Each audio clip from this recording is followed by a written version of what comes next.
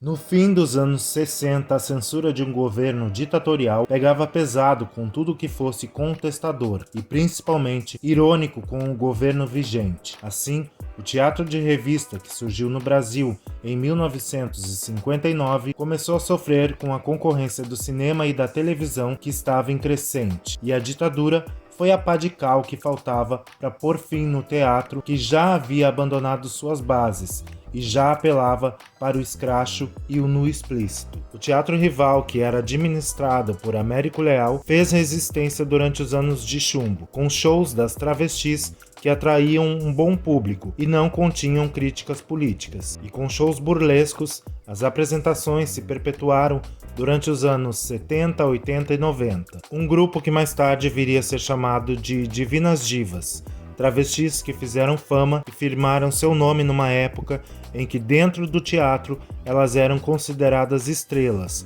mas nas ruas eram marginalizadas. E entre as Divinas Divas que contavam com Rogéria, Valéria, Camille K, também tinha a Heloína, personagem fundamental para o tema do vídeo de hoje. Antes de prosseguir, eu vou pedir para você deixar o seu like, se inscrever no canal e ativar as notificações para o YouTube te avisar quando tem vídeo por aqui. Década de 80 e a vida gay não era algo inexistente nas capitais brasileiras. No eixo Rio e São Paulo, além das baladas e inferninhos, saunas e cinemas pornôs faziam a vida dos LGBTs daquela época um pouco mais agitada, mas a popularidade acontece quando um espetáculo que explorava a sensualidade e o erotismo masculino começa a chamar a atenção não só dos gays, mas das mulheres e também de muitos artistas famosos. Era a Noite dos Leopardos. A idealizadora foi Heloína, uma das Divinas Divas, que fez sucesso no Teatro Rival, ficando conhecida eternamente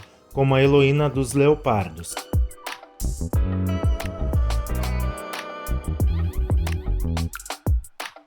Em meados dos anos 80, a Heloína vai passar uma temporada nos Estados Unidos, mais especificamente em São Francisco, na Califórnia, que é considerada o berço da cultura gay americana. E lá veio um show que a chamou muita atenção. Homens belíssimos que faziam danças sensuais, que terminavam o show completamente nus. Ela chega em São Paulo e vê algo parecido na boate Homo Sapiens. Darby Daniel promovia shows onde rapazes sarados ficavam completamente nus e excitados no final de cada show. Fiquei com aquilo na cabeça por muito tempo. Cheguei no Rio de Janeiro com essa ideia.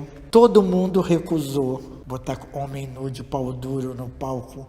1987. Todos, não, Heloína, você tá maluca. Foi Brigitte Blair, que era dona do Teatro Serrador, hoje conhecido como Teatro Brigitte Blair, quem abriu as portas para Heloína fazer sua primeira noite dos Leopardos, em dezembro de 1987. Eram apenas 5 rapazes no palco. Com a divulgação pesada que Heloína fez em torno de Copacabana, que já era um pote gay, fez com que o teatro, que tinha capacidade para 400 pessoas, tivessem mais de 1.000 gays ávidos para verem o espetáculo, que na sua estreia era algo simples, mas que fez um imenso barulho naquele Rio de Janeiro no final da década de 80.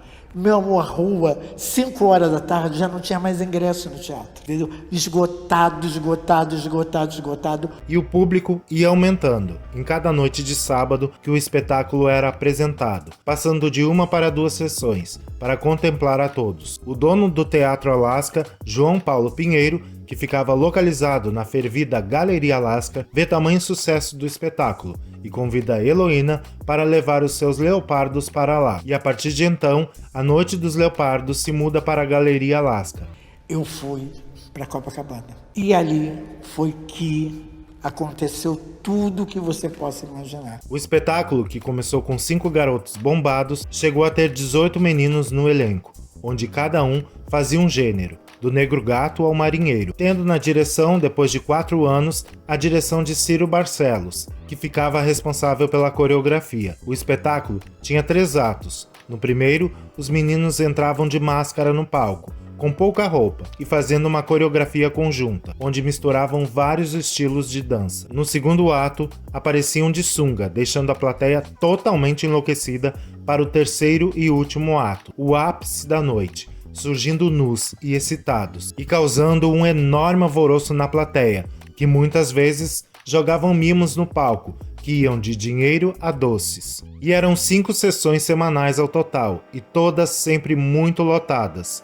Mas nem só de sucesso foi feita a Noite dos Leopardos. Heloína enfrentou alguns problemas. Famílias conservadoras que moravam em torno do teatro fizeram com que a polícia invadisse e mandasse fechar por não querer mais que houvessem ali homens nus fazendo shows. Em dezembro de 92, o show dos Leopardos ficaria conhecido nacionalmente, mas não pelo sucesso que causavam no Rio, com noites lotadas e uma plateia enlouquecida nos corpos torneados. Era 28 de dezembro de 1992 e um crime brutal tomava conta das manchetes impressas e televisionadas. A atriz Daniela Pérez havia sido assassinada pelo seu colega de elenco, o já falecido Guilherme de Pádua. Manchetes da época davam conta de que Guilherme havia sido um dos Leopardos. Todo mundo tem muita curiosidade de saber. O ator Guilherme de Pádua, ele participou desse show? Ele foi Leopardo, aqui no Teatro Alasca. Você se lembra dele no show? Claro, meu amor, foi comigo que ele veio conversar. Mas ele sempre negou, mesmo tendo relatos da própria Heloína e de funcionários do teatro, que diziam que Guilherme havia trabalhado, mesmo que por pouco tempo, no elenco, logo que havia chego de Minas, no Rio de Janeiro.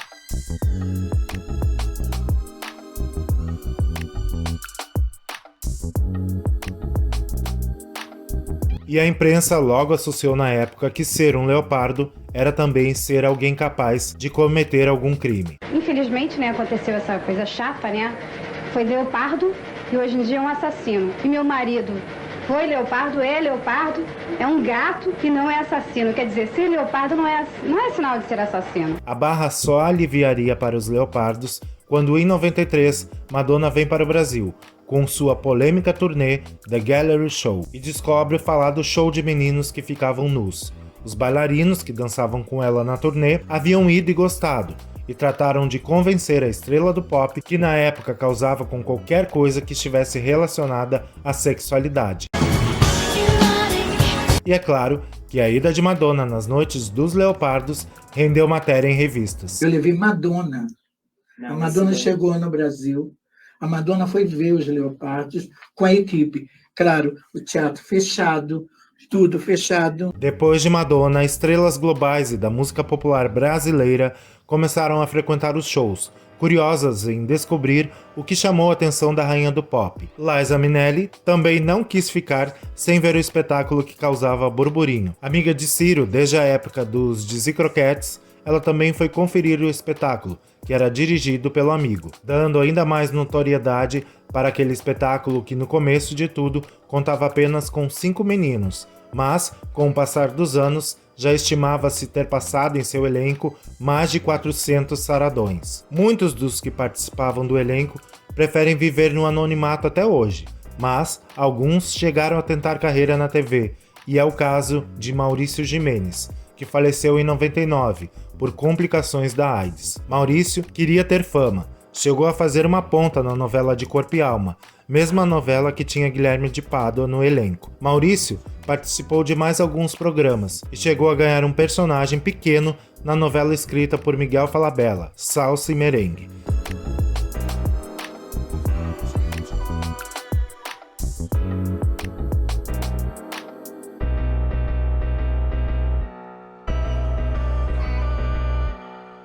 Fazendo com que estampasse a capa da revista masculina Banana Louca, revista essa que acabou tornando-se a G Magazine. Um dos que não escondem o passado de ex-leopardo é Luiz Carioca, halterofilista, que em 2018 deu uma entrevista ao UOL revelando como era a Noite dos Leopardos e o tanto de famosos que o espetáculo chamava atenção.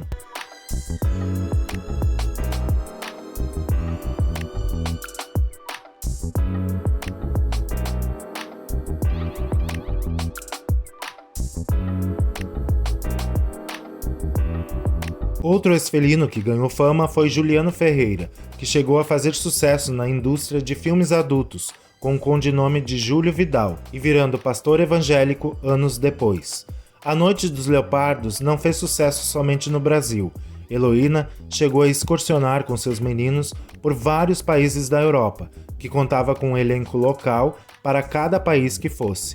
Enquanto isso, Rogéria ficava responsável por apresentar os shows por aqui, que também chegou a ser apresentado em vários estados e cidadezinhas deste Brasil. Eu fui para Portugal, de Portugal para Espanha, da Espanha para Paris, para Milano, de Milano, Roma, Nova York, mas o meu grande sucesso nessa viagem internacional foi Portugal.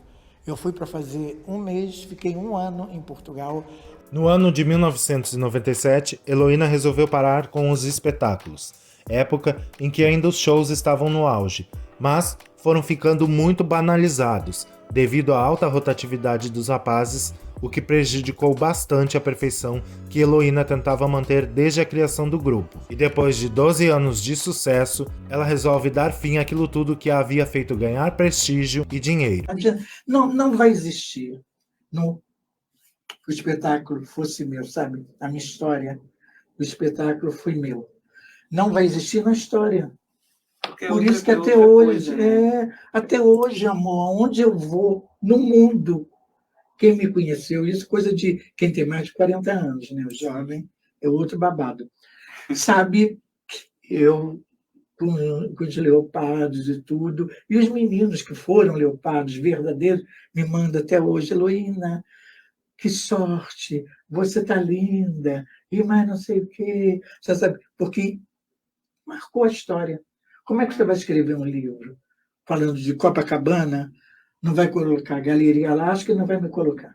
Em 2019, a novela das 19 horas, Verão 90, fez uma homenagem a Heloína. E em 2022, o Show dos Leopardos voltou a ser assunto, por conta do documentário Pacto Brutal, exibido na HBO Max. E enquanto os créditos vão subindo, eu vou pedir para você já deixar o like no vídeo, se inscrever no canal se ainda não é inscrito, e também comentar aqui embaixo o que vocês acharam desse vídeo. Se vocês gostaram, se vocês curtiram esse vídeo até aqui. E eu agradeço por vocês terem me assistido até aqui. Eu sou Marquetito, obrigado Contigo Lovers, e eu conto com vocês.